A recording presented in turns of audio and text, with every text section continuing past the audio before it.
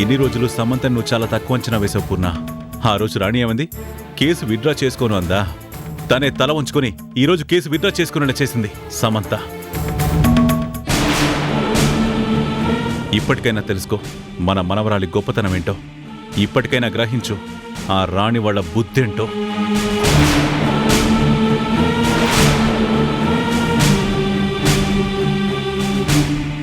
ఒక వ్యక్తి ఓడిపోయారంటే ఎదుటి వ్యక్తి గెలిచిందని కాదండి. అవతల వ్యక్తి గొప్ప మనసుతో సమంతని గెలిపించింది అని అర్థం.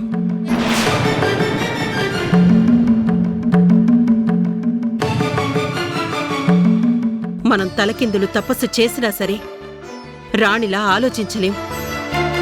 తను పేరుకే రాణి కాదండి, మనసులో కూడా మహారాణి. అందుకే తను నిజాయితీగా ఉందని తెలిసినా, తను పెట్టిన కేసు నిజమే అని తెలిసినా ఈ కుటుంబం గురించి, మీ మనవరాలి గురించి ఆలోచించి నిందని తన మీద వేసుకుంది.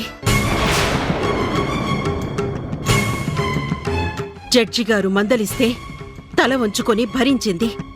దానికి కారణం తను భయపడిందని కాదండి, మన కుటుంబం అంటే తనకి ఎంత గౌరవం ఉందో చూపించింది.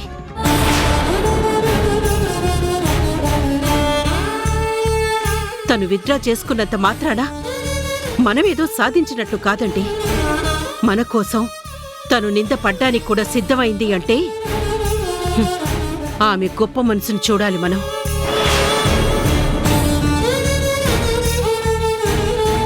అలాంటి గొప్ప మనసుని అర్థం చేసుకోవాలంటే ముందు అంత గొప్పగా ఆలోచించే మనసు మనకుండాలి.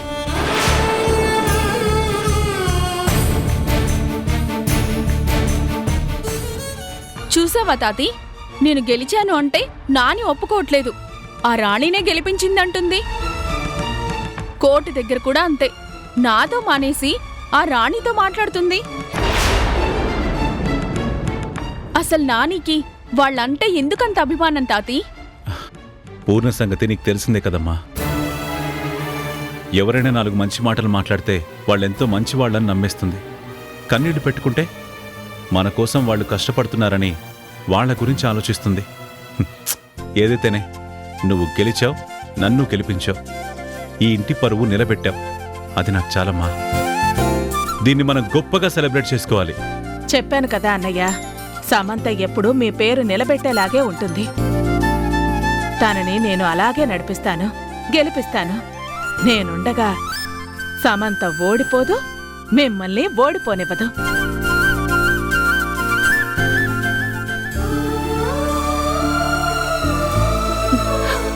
అమ్మా రాణి, నువ్వు చేసిన త్యాగాన్ని కూడా వీళ్ళు నీ చేతగాని తనమే అనుకుంటున్నారు. ఇలాంటి వాళ్ళని ఎలా అర్థం చేసుకోవాలి?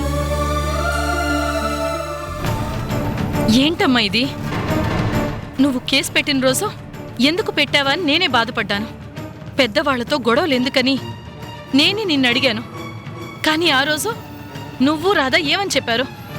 ఎంత పెద్దవాళ్ళైతే మాత్రం మన ఆత్మాభిమానాన్ని చంపుకోవాలని మీరిద్దరూ నాతో వాదించారు కదా. మరి అలాంటిది ఈరోజు కోర్టులో నువ్వే తప్పు చేశావని ఒప్పుకోవడం ఏంటమ్మా? వాళ్ల మీద తప్పుడు కేసు పెట్టానని జడ్జి గారి దగ్గర నువ్వు చెప్పడం ఏంటి? దానికి జడ్జి గారు నిన్ను తిట్టి జరిమానా విధించడం ఏంటమ్మా? వాళ్ళేమంటారని భయపడ్డావా? లేదంటే వాళ్ళు బాధపడతారని నువ్వింత బాధను భరిస్తున్నావా? అవతల వాళ్ళు ఎవరైనా కావచ్చు, ఎంత గొప్పవాళ్ళైనా కావచ్చు, కానీ ఇక్కడ బాధపడేది నా కూతురమ్మా. నేను నిన్ను కడుపున మోయకపోయినా, నా కడుపున కనకపోయినా నువ్వంటే నాకు చాలా ఇష్టమమ్మా.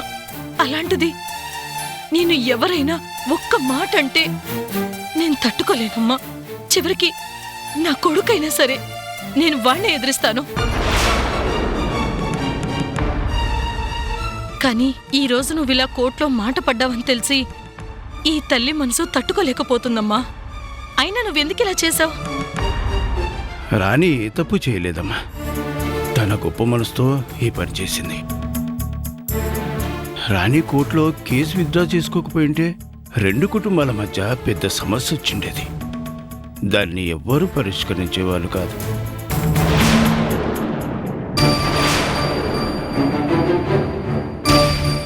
రాణి ఇదంతా ఆలోచించింది కాబట్టి కేసు విత్డ్రా చేసుకుందమ్మా.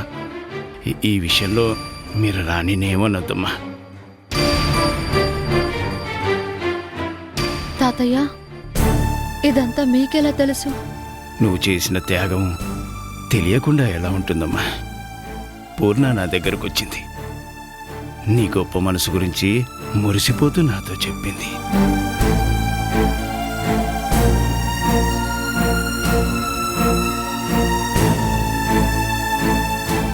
చెప్పుడు మాటలు విని చాలామంది కోపాన్ని పెంచుకుంటారు.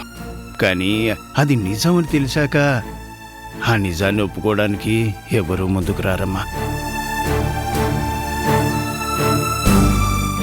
కానీ ఆ రోజు అక్కడ ఏం జరిగిందో నీకు తెలుసు. నువ్వెంత బాధపడ్డావో నాకు తెలుసు.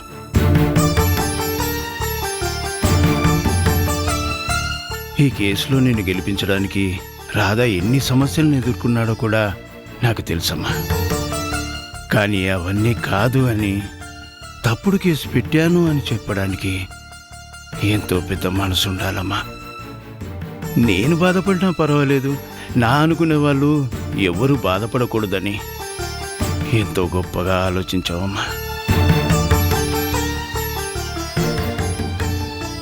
అక్కడ వాళ్ళు గెలిచామని వాళ్ళు సంతోషపడి ఉండొచ్చు, కానీ అది గెలుపు కాదమ్మా.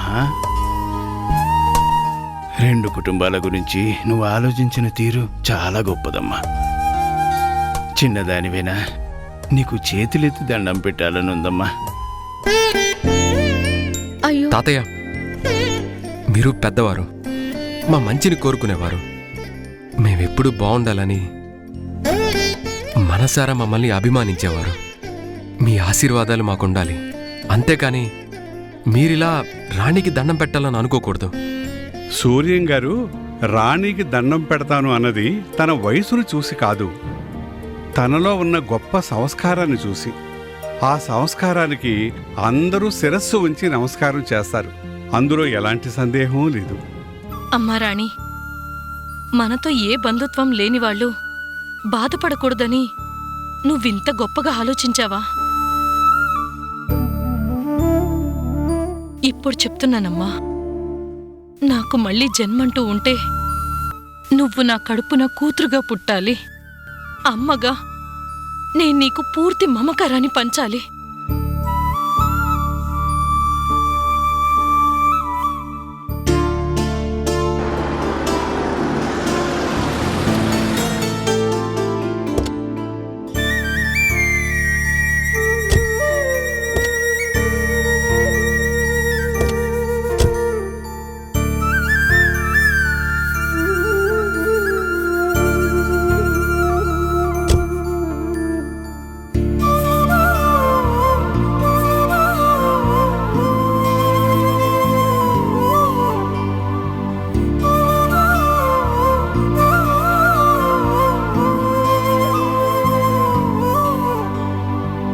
కూర్చో వంశీ, కూర్చో.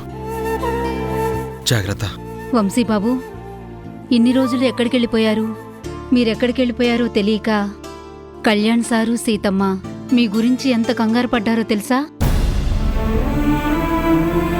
తులసమ్మా, ఇప్పుడు వంశీ ఏం మాట్లాడ్డు. నువ్వు ఏం మాట్లాడినా తనకి ఏం అర్థం కాదు. అదేంటి బాబు, ఏమైంది? అవన్నీ సీత నీకు చెప్తుంది. నాకు హాస్పిటల్లో వర్క్ ఉంది. సీత, వంశీని జాగ్రత్తగా చూసుకో. నేను ఈవినింగ్ వస్తాను.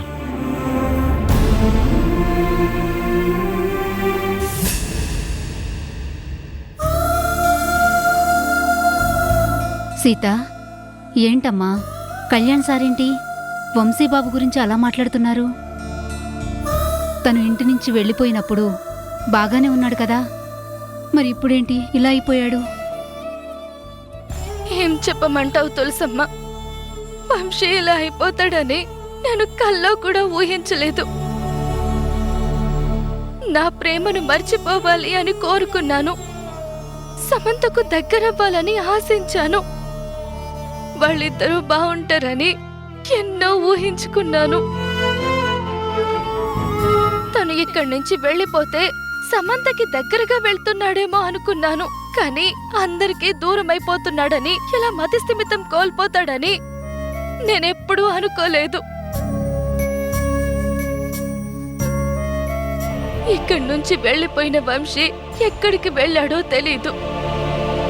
ఒక గుడిలో ఎవ్వరితోనూ మాట్లాడకుండా ఉండేసరికి వాళ్ళు భయపడి గవర్నమెంట్ హాస్పిటల్కి పంపించారు. ఇదిగో ఇలాంటి పరిస్థితుల్లో మాకు కనిపించేసరికి తట్టుకోలేక తీసుకొచ్చాము. నిజమేనమ్మా, మన అనుకున్న వ్యక్తి ఇలాంటి పరిస్థితుల్లోకొస్తే ఎవరికైనా కష్టంగానే ఉంటుంది. కానీ నేను చెప్పబోయేది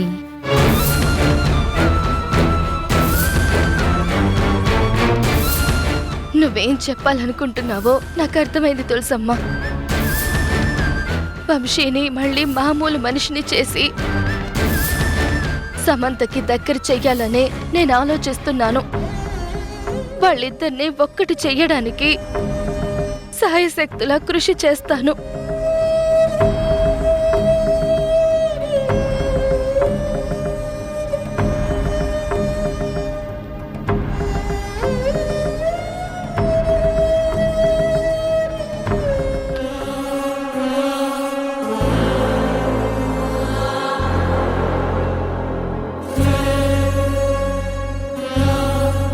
అమ్మ సీత, ఇంత పెద్ద మనసుతో ఆలోచిస్తున్న నీకు ఎప్పుడూ మంచి జరగాలని కోరుకుంటున్నాను. నువ్వు ఆశించినట్టే తప్పకుండా వంశీ కోలుకుంటాడు. తను మళ్ళీ మామూలు మనిషి అయ్యే వరకు నేను ప్రశాంతంగా ఉండలేను తులసమ్మ. ఒకప్పుడు మనసారా ప్రేమించిన మనిషిని కదా, నా కళ్ళ ముందే నా వంశీ ఇలా ఉంటే నాకు చాలా కష్టంగా ఉంది.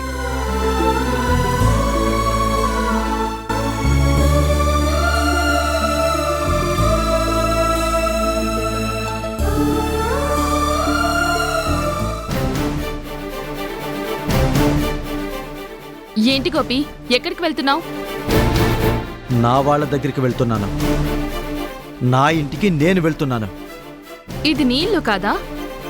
నేను నీ భార్యని, నీ జీవితాన్ని కాదా? కాదు, ఇది నా ఇల్లు ఎప్పటికీ కాదు. ఇది నా శత్రువుల ఇల్లు. ఈ ఇంట్లో నాకు ఎలాంటి స్థానం లేదు. ఇక్కడున్న ప్రతి క్షణం నాకు ముళ్ళ కంప మీద ఉన్నట్టుంటుంది. ఇంకా నువ్వు నా భార్య అని చెప్పుకుంటున్నావు. భార్య అంటే భర్త కట్టిన తాళి మెడలో వేసుకుని తిరిగినంత మాత్రాన భార్య అయిపోదు. భర్త మనసేంటో తెలుసుకోవాలి. భర్త తప్పు చేసినా సరే భార్య కాదు అని చెప్పాలి. భర్త కోసం భార్య పోరాడాలి. వాళ్ళనే నిజమైన భార్య అంటారు. కానీ నీ స్వార్థం కోసం నన్నే ఇరికించిన నువ్వు నాకు భార్య ఎలా అవుతావు? ఇంకా మన మధ్య బంధం ఎలా ఉంటుంది? ఏంటి గోపి ఆ మాటలు? అంతా కావాలని నేనే చేసినట్టుగా మాట్లాడుతున్నావు. తప్పు చేసింది మీ అక్క. నిన్ను తన వైపు తిప్పుకోవాలని చూసింది. ఆ రాణి మా నుంచి నిన్ను దూరం చేసి వాళ్ళతో కలిపేసుకోవాలని ఆ కుటుంబం ప్రయత్నించింది. అందుకే నిన్ను కాపాడుకోవడం కోసం మేమే ఇదంతా చేశాం. అందులో మా తప్పేముంది? నీ మీద ప్రేమతో తప్పక చేశాం, కానీ నువ్వు తప్పు చేసావని నిరూపించాలని కాదు.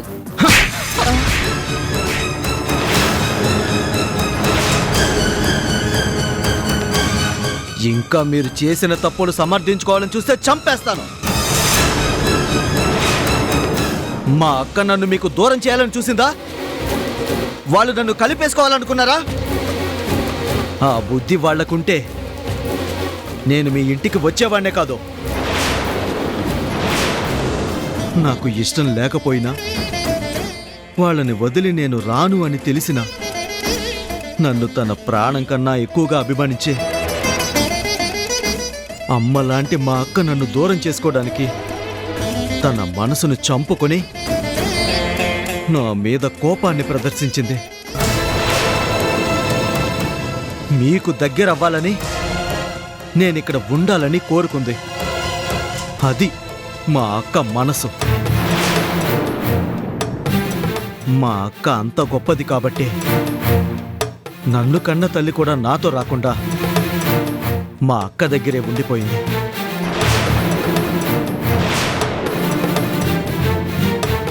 వాళ్ళంతా దేవతలు, వాళ్ళంతా మంచివాళ్ళు. ఆ మంచితనాన్ని తెలుసుకోలేక మీ మాయ మాటల్ని నమ్మిన నేను మూర్ఖుణ్ణయ్యాను. ఇప్పటికైనా నిజాలు తెలిసాయి కాబట్టి నేను ఎక్కడుండాలో నిర్ణయించుకున్నాను, ఎక్కడికి వెళ్లాలో నిర్ణయించుకున్నాను. అన్నీ నీ నిర్ణయాలతో జరిగిపోవు గోపి. నువ్వు నా కూతురు మెడలో తాళి కట్టావు. నీకు నచ్చినా నచ్చకపోయినా తనతోనే నువ్వు జీవితాంతం ఉండాలి. అయినా అలాగా జనాలతో కలిసి ఉండడానికి, అంతస్తుల్లో ఉండడానికి ఉండే తేడాని తెలుసుకో. ఇక్కడ నీకు అన్ని సుఖాలు ఉంటాయి, అన్ని వైభోగాలు ఉంటాయి. నువ్వు ఈ ఇంట్లో ఉంటే సంఘంలో నీకంటూ ఒక గౌరవం ఉంటుంది.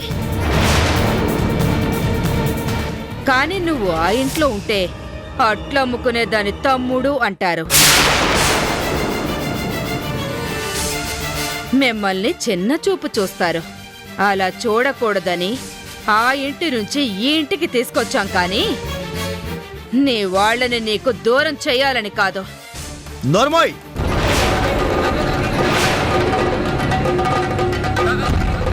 ఎత్తిన చెయ్యి మీ చెంప మీద పడ్డానికి 10 సెకండ్ల సమయం చాలు.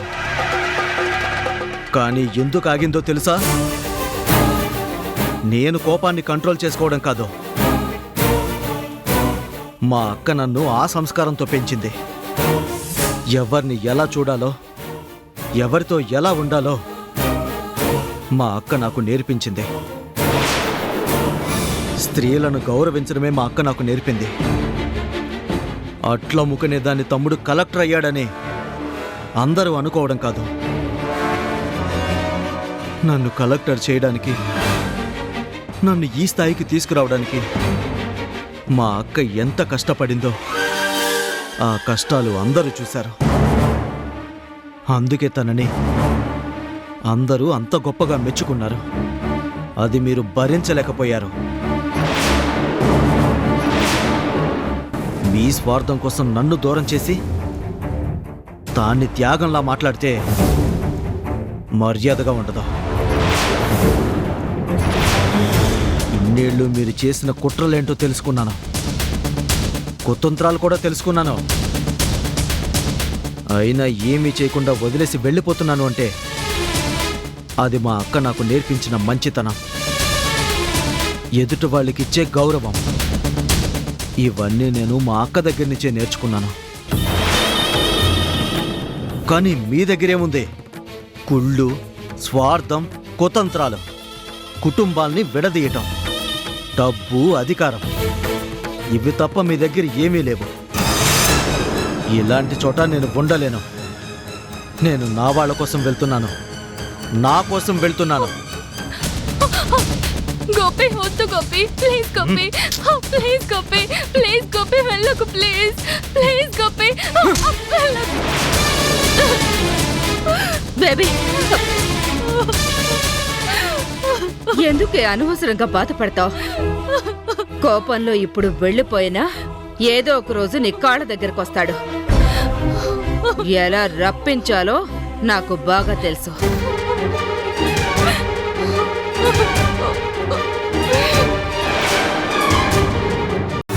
సమంత, చెప్తుంటే నీకు అర్థం కావట్లేదా? వంశీ మాట్లాడలేడు. తనకి నువ్వేం చెప్పినా కూడా అర్థం కాదు. నువ్వు ఎంత అరిచినా కూడా అది తన మెదడుకి చేరదు. వంశీ ఇదివరకట్లా మామూలు మనిషి కాదు, మతిపోయిన మనిషి.